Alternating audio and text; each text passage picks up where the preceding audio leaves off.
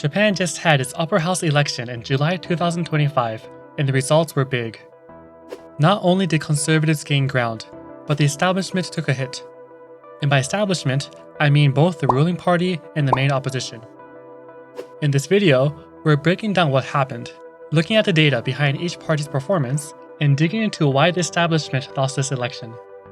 But before we get into the results, let's quickly review how Japan's upper house election works. Unlike the lower house, upper house elections are held every 3 years.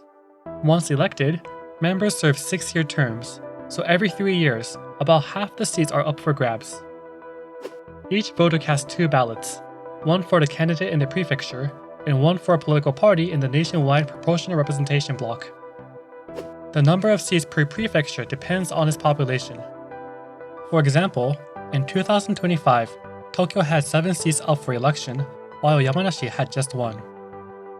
If you want a deeper dive into how Japan's electoral system works, you can check out this video. I'll post the link in the description. Now that we understand the basics of Japan's upper house election, let's take a look at the 2025 results. This year, 75 seats were contested at the prefectural level and 50 through proportional representation.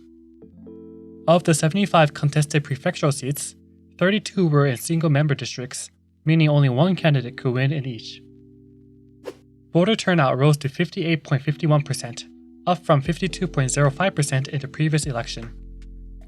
Before the vote, the ruling coalition held 144 seats compared to the opposition's 99.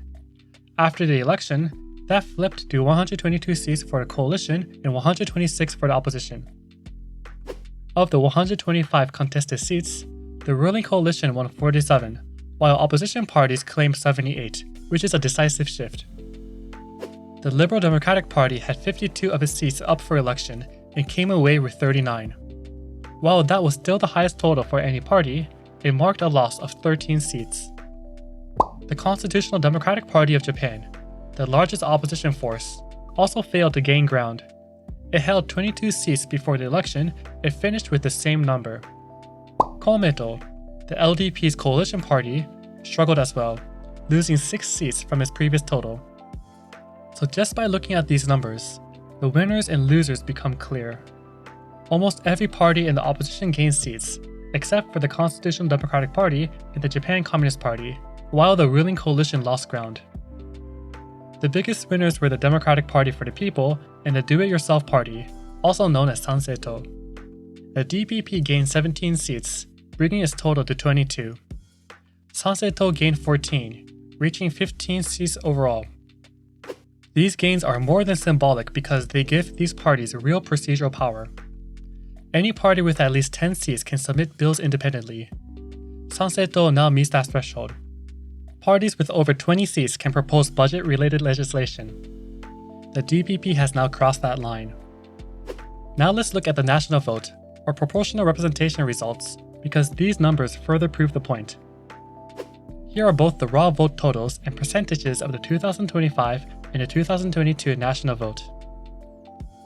Starting with 2025, while the LDP still led in terms of total votes, it lost 6 million compared to 2022. That's a significant drop. The party with the second highest number of votes was the Democratic Party for the People, followed by Sanseito. The Constitutional Democratic Party received slightly fewer votes than the Sanseito, placing it in 4th.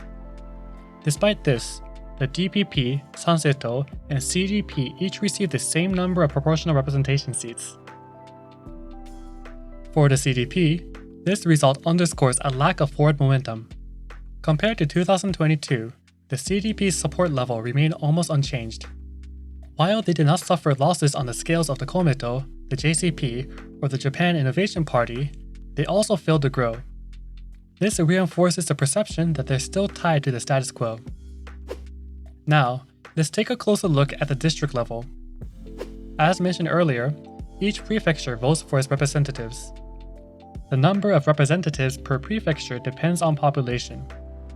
For example, Tokyo gets 7 representatives, while smaller prefectures like Yamanashi get to select just 1. Out of the 45 districts, 32 are single-member districts, meaning they only get to select one candidate. In the previous election, The LDP secured 28 of those 32 single-member districts. In 2025, however, they only secured 14. The main opposition party won 8 seats, the DPP won 3, and independent candidates took 7 seats. But when we examine some individual prefectures, a more complex story emerges. Take Miyazaki, Kagoshima, and Kagawa prefectures as examples.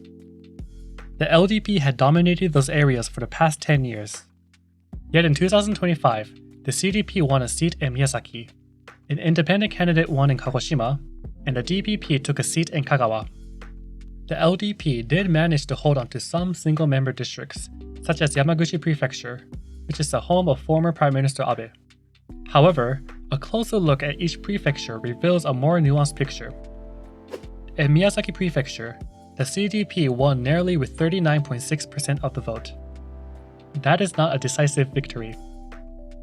Meanwhile, Sanseto captured 20%.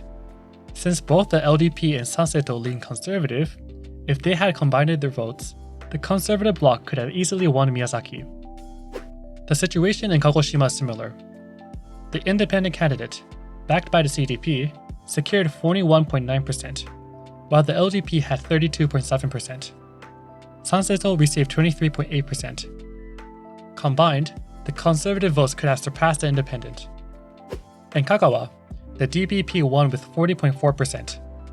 However, the LDP and Sanseto together garnered nearly 49% of the vote, 34.6% and 14.5% respectively. In Yamaguchi Prefecture, the LDP secured the seat with 38.7%.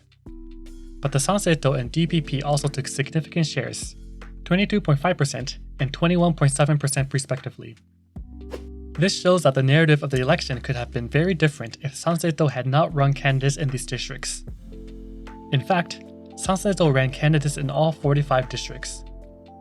Although they did not win any single-member districts, they did secure seats in multi-member districts. For example, in Saitama Prefecture, Sanseto won the 4th seat, narrowly beating the Komeito candidates.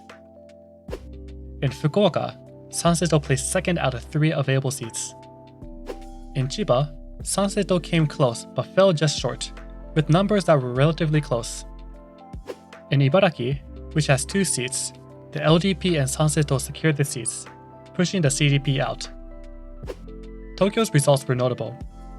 Sanseto secured 2nd place out of 7 seats, and the DPP won 2 seats. In Osaka, Sanseto won a seat while the LDP lost one, which ended the LDP's streak of holding a seat there since 1998. I won't cover all the prefectures, but this small sample clearly shows that the establishment struggled in the 2025 election. The same trend played out across age groups. According to the Nikkei News, both the DPP and Sanseto captured around 20% of the voters under 30. Sanseto also secured 20% of the vote among people in their 40s and roughly 10% among those in their 50s. This suggests growing support among middle-aged voters for the Sanseto, while slightly younger voters leaning more toward the DPP. Once we look at voters over 60, both the ruling and main opposition parties hold a large amount of the vote share. Nikkei also reported that 15% of independent voters supported the DPP, followed by the CDP with 13.1%, the LDP with 12%, Sanseto with 11.5%, and Team Mirai with 8.1%. Back in 2022, 21.9% of independents voted for the LDP and 14.8% for the CDP. That means the LDP lost significant ground among independents, while the CDP essentially maintained its share, which isn't necessarily a win. When we take into account both the voter age distribution and the total number of seats gained, it becomes clear that the real losers of this election are the establishment parties, the Liberal Democratic Party and the Constitutional Democratic Party. Komeito and the Japanese Communist Party took a hit. The Japan Innovation Party lost its momentum. The clear winners are the newer parties, particularly the DPP and the Sanseto. So why did the establishment lose the 2025 election?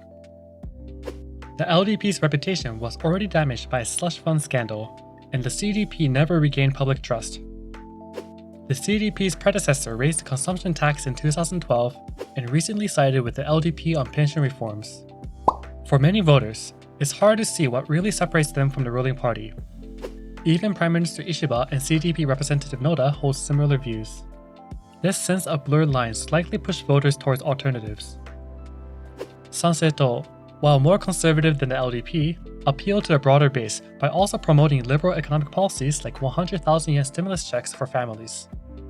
It attracted both disillusioned conservatives and frustrated progressives. The DPP made a similar pitch, pushing bold policies like raising the tax threshold and eliminating gasoline taxes.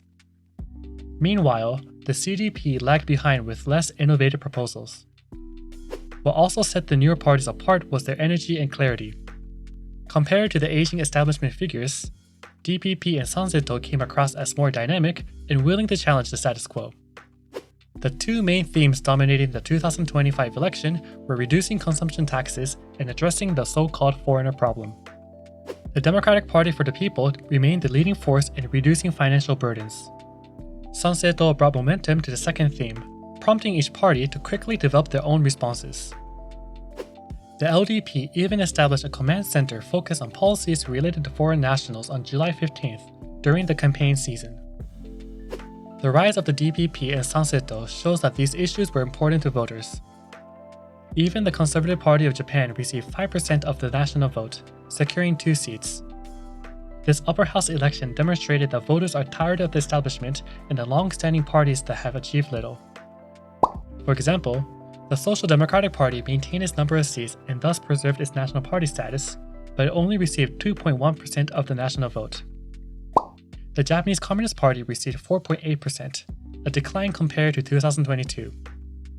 Meanwhile, the progressive Reiwa Shinsengumi performed better than the JCP, earning 6.6% of the national vote, an improvement over their previous result.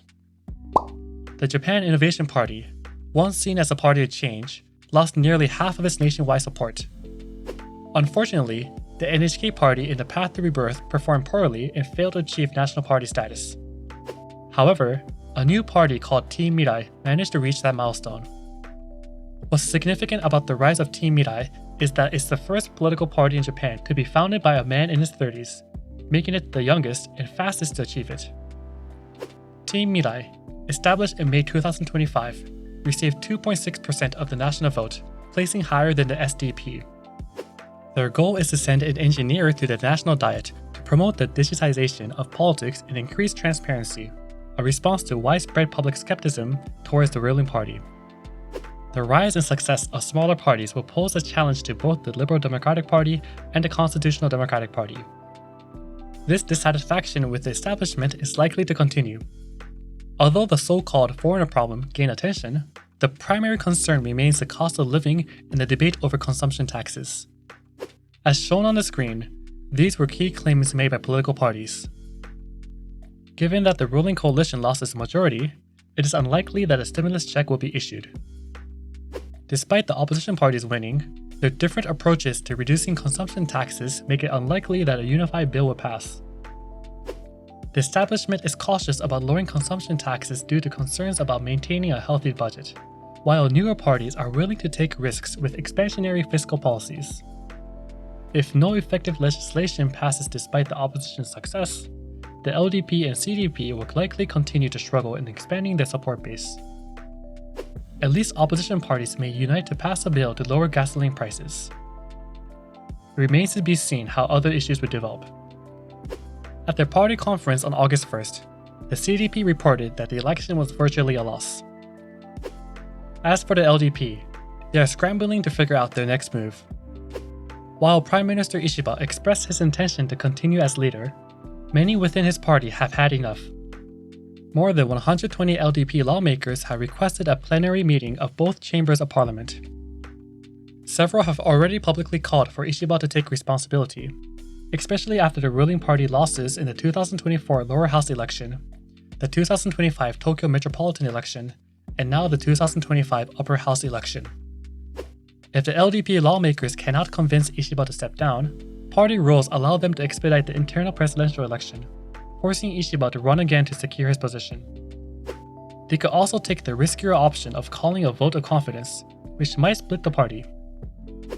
Ishiba's desire to remain in office could divide the party once again. In the previous presidential election, the party was almost evenly split over who to support. However, I believe simply changing the party's leader will not be enough to satisfy the public. The party's reputation was already tarnished by its own party slush fund scandal, in which the LDP failed to report 670 million yen in funds. This scandal forced the previous prime minister to resign, and the party has continued to suffer losses since then. So check out this video to learn how this scandal unfolded since 2022 and how things are still unresolved. You can also check out this other video to learn why Ishiba was never the LDP's favorite candidate. Like the video if you learned something new, and subscribe to learn more about Japanese politics.